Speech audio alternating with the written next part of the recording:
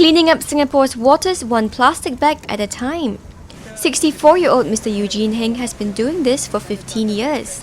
The former banker is the founder of Waterways Watch Society, a non-governmental organization with a mission to monitor, restore and protect the beauty of our waterways.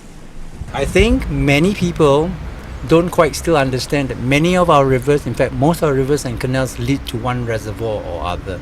That means it's a source of our drinking water. The more people become aware of it, I think and I hope it will translate into a better social behavior of us, and that will end up with a much cleaner and less polluted reservoir.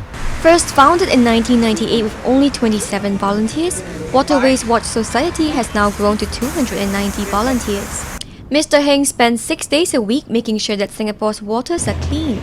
These include beach cleanups, conducting environmental camps, and giving talks at schools. During their river patrols, Mr Heng and the volunteers pick up mainly plastic bags and bottles, but every so often they would come across some strange items.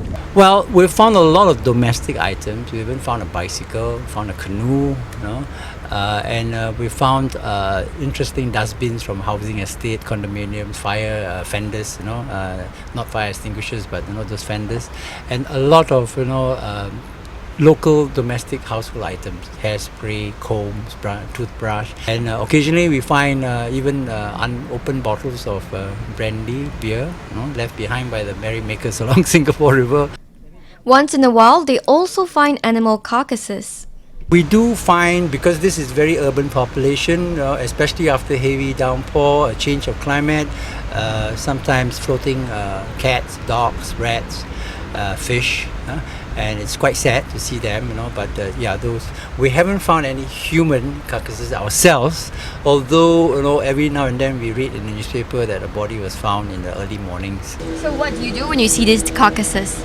Normally we will not pick it up on the boat because they're a bit smelly if they are animals. If it's a human, obviously we don't touch, but we will report it to the cleaners. If it is a human, then we'll report to the police. But so far, I have to say, we have not been involved in that. We've always seen it after the fact. But dead animals, lots of times we find it and we report to the cleaners because they're better equipped to handle all this.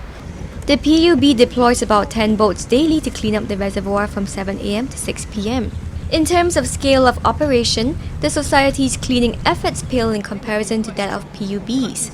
But Mr Heng believes that he and his volunteers do make a difference.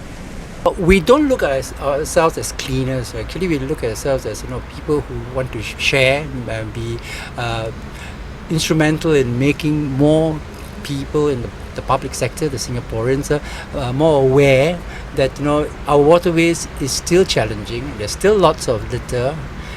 Marina Reservoir is the biggest challenge because of the urban population.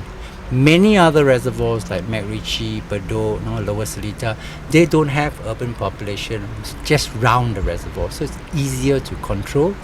This marina used to be the open sea, so many old folks, including my parents and my grandparents, looked at it as a place to dump your litter and pollution, everything you don't want.